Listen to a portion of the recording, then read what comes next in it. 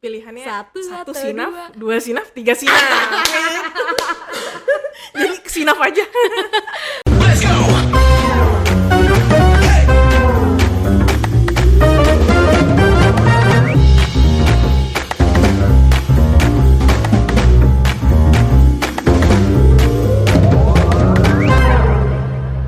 Halo Sobat Sinaf, kembali lagi bersama gue Dian di acara Tiba-Tiba Podcast. Oke, semuanya gimana kabarnya hari ini? Sehat ya pastinya. Kalau nggak sehat, jangan lupa istirahat ya. Jangan sampai kerja terus lama-lama penat ya. Akhirnya tepar tuh ya, dan nggak akan bisa menikmati nikmat yang Tuhan berikan. Nah, daripada gitu ya, salah satu hal untuk kita bisa menikmati ya nikmat Tuhan, salah satunya kita akan ada sharing-sharing lagi nih, gimana kita bisa belajar dari kehidupan para MT-nya Sinaf nih, atau manajemen trainee-nya Sinaf. Nah sekarang ya, tanpa basa-basi lagi, langsung aja kita panggilkan, ada namanya Nadia. Halo Nadia. Oke Nadia, panggilannya siapa nih Nat? Nanat, Nadia, atau dia? Saya panggilannya. Oh enggak, Nadia, enggak. Nadia. Itu mah sayang ke orang lain lagi. Nadia, aku panggilannya Nadia Kadian. Oh baik, Kakak Nadia. Dengar-dengar Kakak Nadia ini awalnya MT ya, tapi baru nikah nih ya kemarin ya kayaknya ya. Kita ucapin selamat ya buat Nadia atas pernikahannya. Nah, boleh ceritain sedikit nggak tentang kehidupannya setelah menikah? Wah. Oke, jadi sebenarnya kehidupan menikah dan sebelum menikah sebenarnya beda jauh banget. Oke. Beda jauh banget. Jauh pakai banget. Jauh pakai banget. Jadi yang biasanya bangun tidur kosong, cuma ada guling, ada suami. Oke. Terus habis itu makan sendiri. Sekarang makan ditemenin suami. Walaupun harus masak juga nih pagi-pagi gitu. Wow. Yang dulu kita pulang malam enak gitu ya, santuy. Sekarang udah mau pulang jam berapa gitu. Ayo kita pulang gitu. Sebenarnya itu sih, jadi kalau misalnya dibandingkan single ya, pas sudah married itu rasanya tuh kayaknya bebannya tuh dibagi berdua. Enaknya tuh gitu, beban kerjaan, beban apapun, beban hidup, semua kita sharing-sharing gitu. Termasuk Jadi beban suami ya, dibagi juga berdua. iya bener itu. Jadi sama aja dong, satu beban ujung-ujungnya. Nah Mbak Dian sendiri kapan nih kira-kira nih? Aduh, kayak ditanya lagi. Gue yang podcast nih jadi gue yang jadi host. Nah ya sih gitu sih Mbak Dian, tapi so far lebih banyak enaknya sih kalau menikah ya. Oke. Gitu. Kalau di kacamata aku ya. Iya, gitu. kacamatanya mana? Nggak ada. Gitu sih. Oke, jadi lebih banyak enaknya ya. Betul. Ya kalau enak-enaknya dikit mah ditelan aja ya, Iya, tapi benar. ujung-ujungnya juga manis juga. Betul sekali. Uhuy. Kalau sama dia apapun manis. Asal jangan kayak teh botol aja ya, Bib. Oke, ya Nadia, gue mau tahu dong awal mula lu kesini nih, ya. Awal mula lu bisa daftar sebagai MT di Sinaf itu gimana sih? Mungkin lu nemu lowongan kah, atau dari referensi kah, atau seperti apa? Oke. Awalnya sih coba-coba. Oke, lama-lama berhadiah. Lama-lama ini keseringan gitu ya. Jadi Keseringan. lama nyaman gitu. Nyaman, terus? Emang bener-bener awal-awalnya tuh coba-coba aja. Terus kebetulan ada yang inline juga nih. Oke. Aku kan lebih pengen kemarin tuh lebih ke analisa bisnis kemarin tuh. Terus habis itu kemarin dapet di finance and strategy. Nah, lebih kan pas dijelasin itu lebih ke bisnis strateginya. Wah, oke juga nih kemarin tuh. Jadi kayak lebih gimana sih caranya Sinaf ini lebih banyak menguntungkan gitu lah ya. Jadi lebih banyak menggait revenue gitu sih. Jadi kemarin itu tertariknya di situ tuh, dan ada opportunity juga buat fast track lah ya untuk ke level manajemen. Wah, Gitu. fast track gitu, mantap. Emang awalnya lu backgroundnya seperti apa? Oke, kalau awalnya sih aku sebenarnya kebetulan kuliahnya itu di teknik industri. Jadi Oke, di teknik teknik. industri ITS, terus habis itu aku setelah lulus aku coba magang dulu di Pertamina. Sebenarnya aku tuh backgroundnya tuh lebih ke supply chain sama distribusi gitu. Aku magang di Pertamina itu di logistiknya Pertamina lah ya. Terus habis itu pindah ke Goto Logistik, Gojek Tokopedia Logistik gitu. Jadi lebih ngananganin lebih ke seller-sellernya Tokopedia punya barang-barang di warehouse-nya Goto Logistik gitu. Jadi ke distribusi juga sebenarnya. Terus habis itu ada tawaran juga dari Sinaf, terus coba apply juga. Ini masih berbau-bau tentang bisnis nih. Oke, tertarik tuh. Terus lumayan juga kan, fast track, manajemen. Ya udahlah coba-coba aja.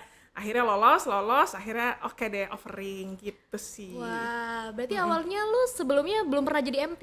Belum pernah. Baru Jadi, ini pertama baru kali ini pertama Sinaf? kali, betul. Wah, gimana tuh? Mungkin bisa diceritain bedanya. Sebelumnya kan lu udah ada bidang tertentu nih. Terus ketika lu masuk MT mungkin ada perbedaan. Sebenarnya bedanya itu kalau misalnya pas aku di level yang non MT ya, bukan level ya, maksudnya di jabatan atau posisi yang non MT, itu tuh sebenarnya kita tuh BAU-nya itu sama terus gitu. Jadi ya kalau ngerjain A, terus paling improve itu 10% 20% lah dari kerjaan yang biasa kita kerjain gitu. Pas di MT itu bener-bener project based banget pekerjaannya. Jadi memang ngelihatnya itu lebih banyak helikopter view banget gitu. Jadi kayak kalau ini dirubah yang kanan nyenggol, kalau kiri dirubah yang depan senggol gitu kan. Jadi banyak kesenggol-senggol gitu. Jadi kita harus ngelihatnya tuh lebih helikopter view lah di atas gitu. Tapi kalau misalnya pas officer kan kita ya udah yang emang jadi KPI gue, yang emang to-do list gue yang gue kerjain tiap hari gitu kan. Gitu sih sebenarnya bedanya. Jadi kalau MT itu lebih ke lebih banyak problem solving gitu-gitu, dan lebih banyak berkoordinasi sama banyak divisi gitu kan. Gitu sih beda bangetnya gitu. Beda bangetnya ya. Tapi kalau secara keilmuan mungkin lu jadi bisa belajar banyak hal ya di MT ya. Betul. Yang Jadi tidak bisa spesifik ya, tapi in general ya. Oke. Benar, jadi bisa belajar banyak hal. Kalau dulu cuma belajar tentang logistik, distribusi, ngitung-ngitung doang, atau dulu cuma nanganin komplain-komplain dari seller-seller gitu kan. Kalau sekarang lebih banyak, ternyata harus mikirin compliance-nya. Ternyata harus mikirin bagian legalnya. Ternyata harus mikirin produknya atau menguntungkan nggak sih sebenarnya ini produknya, gitu-gitunya sih. Gitu Mbak Dian. Wah, luar biasa ya teman-teman ya. Jadi dia awalnya di sini tuh bukan MT, tapi di Sinaf itu jadi MT. Jadi ada perbedaan yang lumayan signifikan ya. Betul. Nah, tapi sejauh lu mengikuti perkembangannya dari awal lu masuk MT sampai sekarang, apa sih yang menjadi tantangan lu, mungkin bisa diceritain nggak? Oke, sebenarnya di awal-awal itu karena gue terbiasa BAU ya, kayak udah ngerjain aja gitu yang disuruh atau yang diperintah, itu tuh dulu gue kurang ada inisiatif dan kurang kritis gitu dalam memahami suatu problem, atau enggak kayak ya udah kalau misalnya A sama dengan A, nggak bisa tuh A, ada alternatif B, C, D loh sebenarnya yang bisa kita ambil gitu. Itu sih di awal-awal yang struggling, jadi gue kadang kurang bisa berpikir kritis, tapi diasah terus, dipaksa terus sama Sinaf untuk kita terus berpikir, akhirnya jadi kebentuk juga gitu kan. Nah terus yang kedua mungkin perbedaannya lagi adalah yang bisa gue sampaikan pas udah jadi MT itu, gue tuh dipaksa buat terjun langsung ke lapangan gitu. Jadi kita ngeliat juga sebenarnya yang kita buat itu di lapangan itu sebenarnya efektif atau enggak, efisien atau enggak sih gitu. Itu sih menurut gue yang beda banget gitu. Wah, keren ya. Jadi ini adalah pembelajaran yang luar biasa ya bagi Nanat ya. Jadi challenge-nya banyak karena bukan hanya hard skill tapi juga soft skill-nya dapet banget. Betul. Ya. Apalagi ada arahan-arahan juga ya dari user-user ya. Oke. Nah, terus sekarang lu juga udah jadi COE ya? Iya. Center of Excellence. Iya, berubah jadi dari dulunya MT jadi COE gitu. Nah, itu gimana tuh perbedaannya? Boleh diceritain nggak? Sebenarnya hampir sama sih MT sama COE sebenarnya. Cuma memang kalau misalnya dulu di MT kan sebenarnya under direktorat ya, di undernya finance. Sekarang kalau COE ini lebih ke dua nih reportingnya. Jadi di direktorat iya, di manajemen CEO-nya iya gitu kan. Iya, betul. Nah, tapi kalau misalnya aku bilang bedanya apa, sebenarnya kalau misalnya dulu di MT itu kita ngerjain projectnya kelar, kita lempar ke BAU selesai gitu kan. Kalau misalnya di COE ini kita benar-benar dipaksa juga untuk ikut mikirin perkembangan di lapangan. Misalnya di lapangan nih, kalau aku kebetulan di sales kan, di sales nih kita bookingnya lagi turun atau misalnya lagi belum mencapai target, kita disuruh mikir juga kira-kira kalau kita loosening regulasi atau RA-nya gimana misalnya, Iya. atau enggak kalau misalnya kita mau launching produk kira-kira laku atau kejual nggak sih sama salesnya gitu. Bener-bener kita turun langsung, terjun langsung sama permasalahan-permasalahan si sales ini di Sinaf gitu. Jadi emang bener-bener ngebantuin mereka. Jadi bedanya MT sama COE sebenarnya hampir sama, cuma kalau di COE ini kita bener-bener dipaksa buat ikut bantu sales untuk mencapai targetnya gitu. Ya, dipaksa tapi tidak merasa terpaksa ya. Iya, Disclaimer ya. harus ya. Lebih have fun justru ya karena challenge ya, Betul. apalagi arahan dari BODC langsung ya. Betul. Nah, oke, menarik. Berarti lu sekarang lagi di COE atau Center of Excellence. Nah, Betul. boleh tahu nggak sih project lu di COE ini apaan aja sih, Nat? Oke, kalau untuk project terakhir itu sebenarnya ini belum luncur sih ya. Oke. Cuma nggak apa-apa kita spill di podcast ini ya. Boleh. Spill dikit gitu. Iya, Moy. Jadi sebenarnya Sinaf itu nanti mau ngeluncurin nih produk namanya itu gold financing atau cicil emas Oke, gitu. jadi emas bisa dicicil. Bener, jadi misalnya Mbak Dia nih mau beli emas 10 kilo langsung gitu ya, Wow. atau 5 kilo langsung gitu ya, atau 500 gram gitu ya, itu bisa banget ke Sinaf. Nah nanti konsepnya itu adalah emasnya tuh dicicil tiap bulannya gitu, Tiap misalnya bulan ambil dicicil. tenor 5 tahun gitu ya, dicicil tiap bulannya gitu ya. Tapi kan ada marginnya ya, jadi Iya. rugi dong ya. Jadi rugi Nah, nggak sih? ternyata setelah kita simulasiin, ternyata tuh harga emas itu tiap tahun tuh naik. Apalagi udah 5 tahun, harganya Iya. lebih tinggi banget kan. Dan itu sebenarnya lebih untung daripada margin yang kita kenakan, gitu. Jadi ibaratnya tuh investasi gitu. Iya, walaupun nyicil tapi tetap Bener, investasi ya bener, kategorinya ya. Bener, investasi. Jadi rate-nya juga nggak terlalu mahal gitu Iya, ya. nggak memberatkan. Nggak Ya, memberatkan, karena tapi- sebanding dengan keuntungannya. Bener, nanti Oke. ketika udah lunas baru nanti diterima nih fisiknya 500 gram emas, lumayan lah ya buat ibu-ibu nih yang Wow. mau ini nyimpen uang pensiun gitu ya, daripada pensiunnya nanti kepake gitu ya di bank, dicicil emas Sinaf aja gitu. Jadi sekalian bayar angsuran, sekalian nabung emas gitu ya, nanti pas sudah 5 tahun emasnya ditarik, kita ganti ke kontrakan gitu. Enak banget. Jadi ibu Gitu, kontrakan jadi ibu dong. kontrakan pas udah tua gitu. Tapi emang cuan. harus ibu-ibu doang itu. Nggak harus sih, ibu-ibu, bapak-bapak juga. Nih, daripada uang yang ngendep gitu ya di bank, ditabung tiap bulan, mending tabung emas saja. Nanti ketika cicil emas, bukan tabungan emas, cicil emas. Jadi nanti ketika lunas, nerima emasnya 500 gram. Wow, langsung gede gitu ya. Iya, luar biasa. Berarti kalau Gen Z bisa nggak? Bisa Bisa dong, juga ya? Bisa.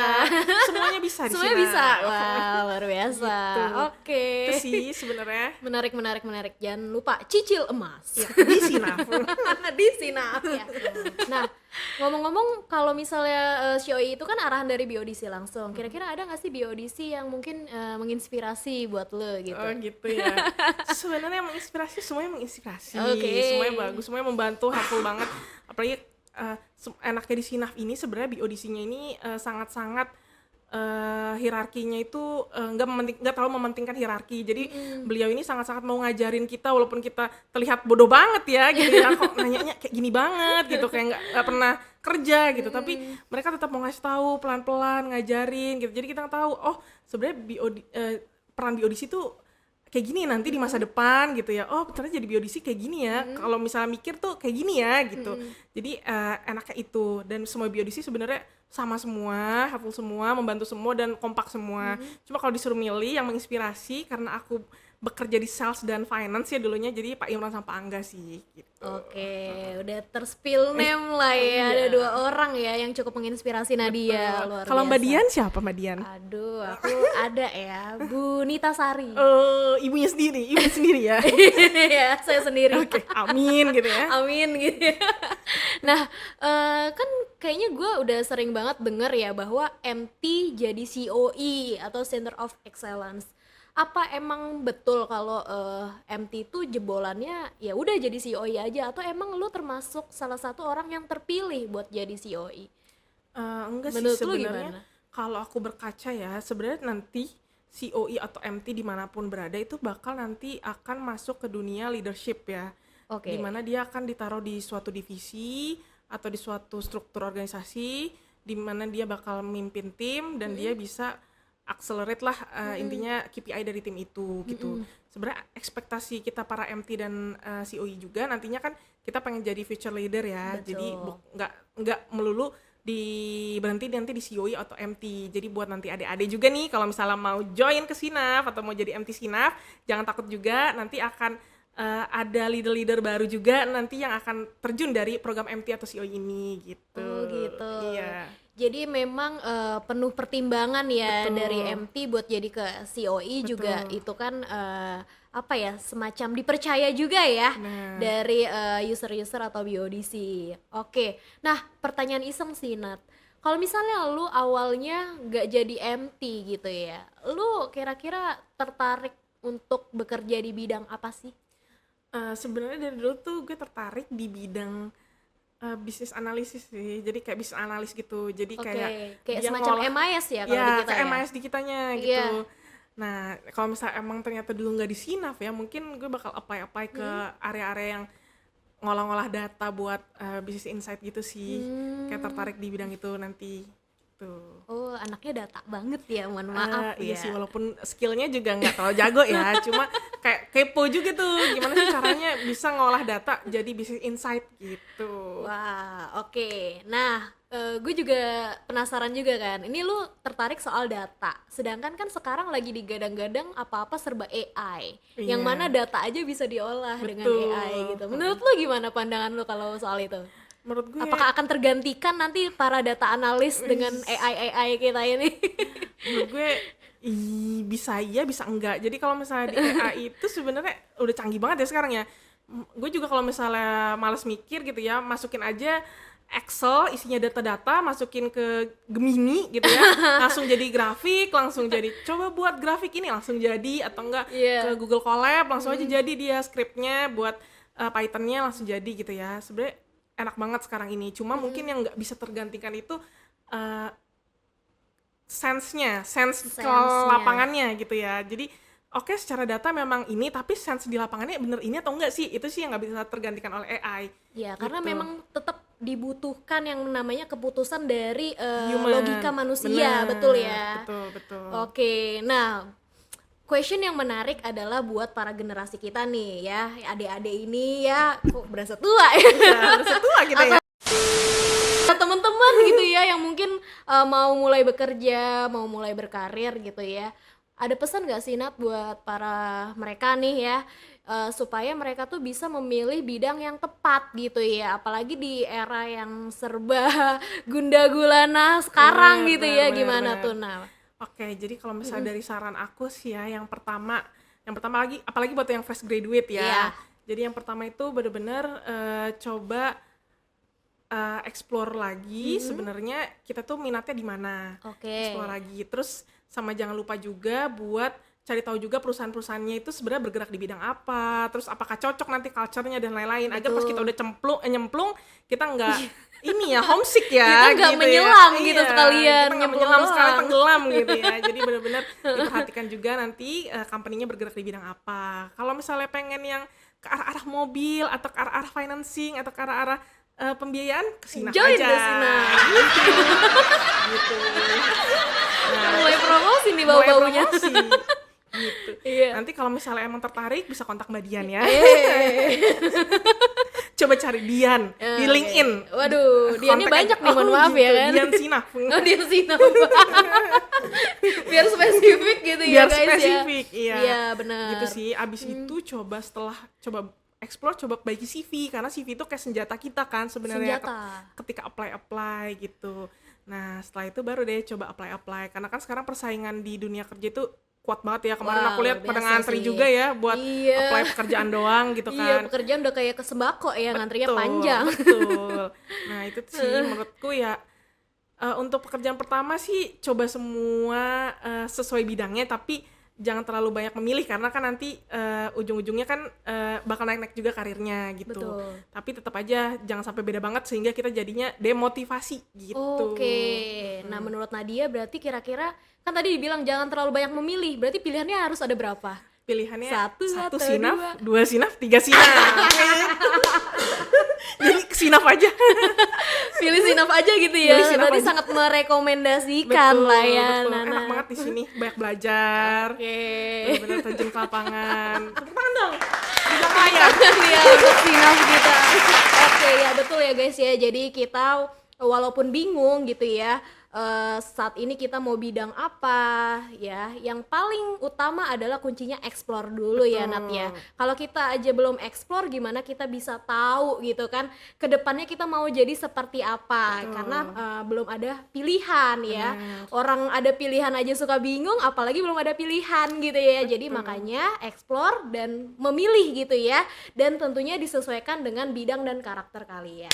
Oke, sekian ya dari sharing session kita kali ini ya Nanat ya. Cukup menarik ya untuk menginspirasi kita semua, dan itu memberikan pembelajaran kita ya bagi kita di karir kita selanjutnya. Oke, sekian dari Tiba-Tiba Podcast. Saya Dian pamit undur diri. Dadah.